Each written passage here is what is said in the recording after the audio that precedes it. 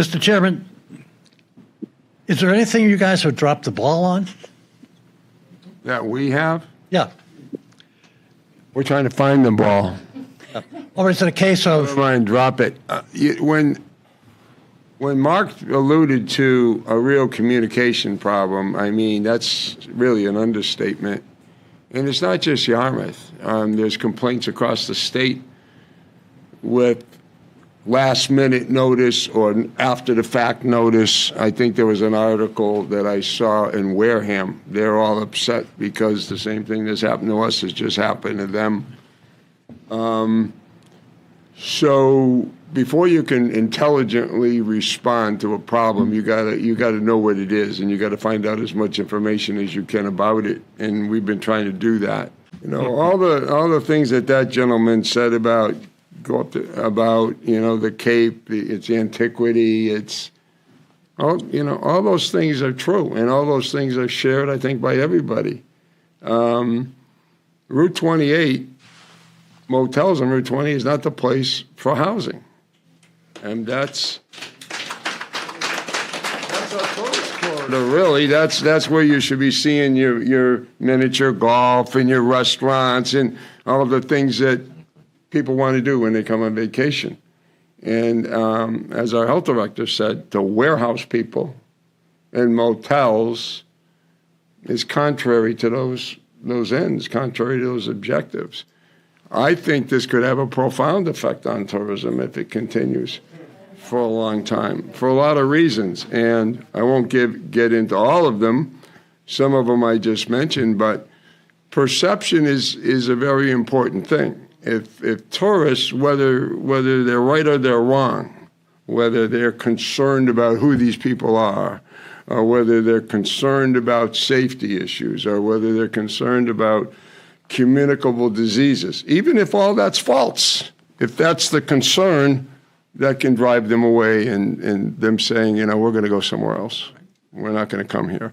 And that's a big concern that I have. And that we're a tourist economy. Question. That's what we are. And I think we're always going to be. There's others that disagree with me and think that we can somehow convert this magically into more of a year-round economy, but I'll believe it when I see it. Where do you guys stand on this issue?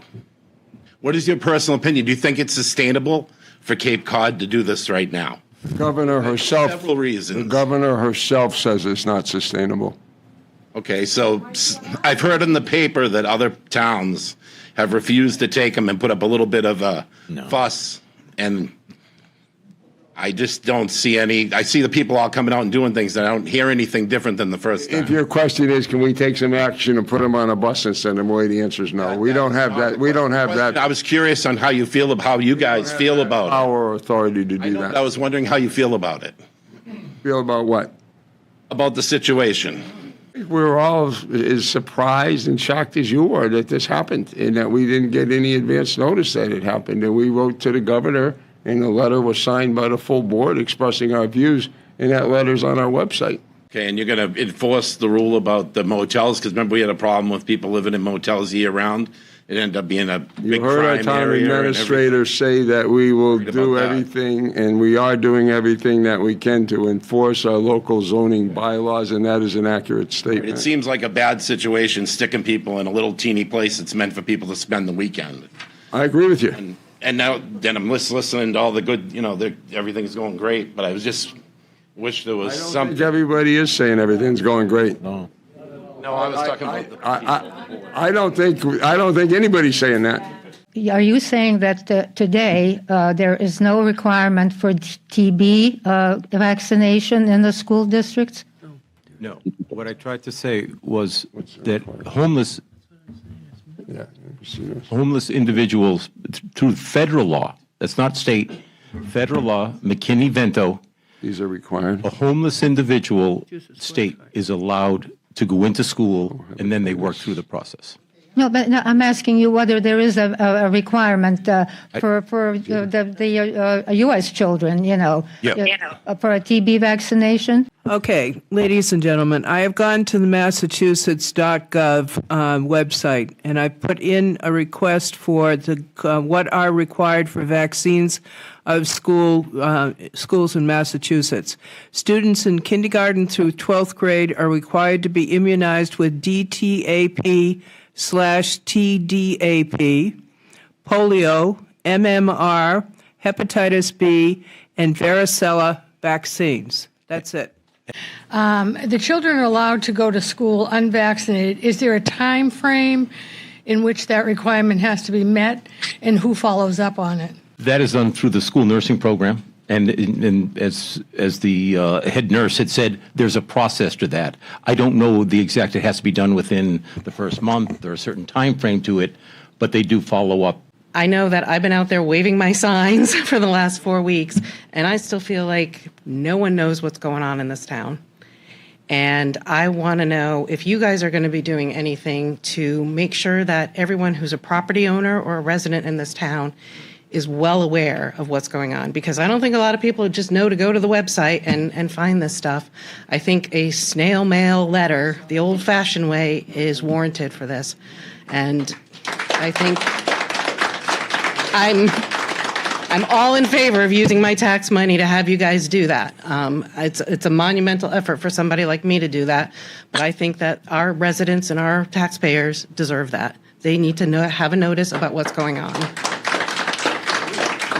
I'm going to make a couple comments. I'm going to pitch this to Mark Forrest, because Mark and I have had a in-depth discussion on this issue over a period of years, with the fact that we don't get covered by the newspapers anymore. Back in the day, before COVID, we used to always have a Cape Cod Times reporter in here and a reporter from the Yarmouth Register every single meeting. So everything we did, there was newspaper articles being printed. Now there's none of that. So it's much, much harder to get the word out.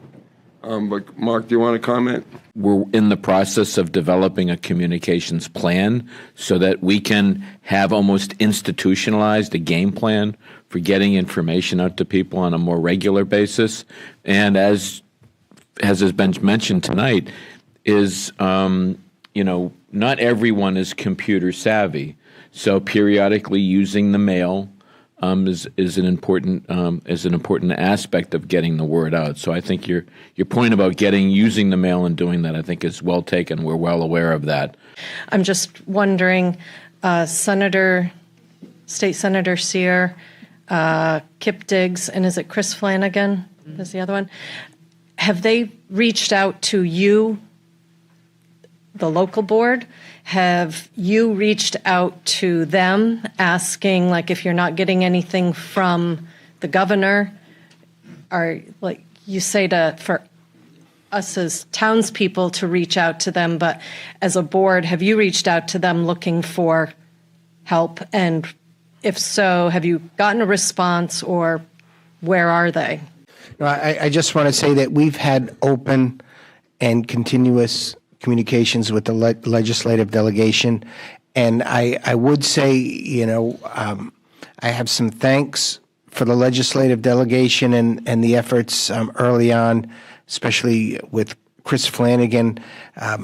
We were almost stonewalled by the governor's office, just not getting any information at all.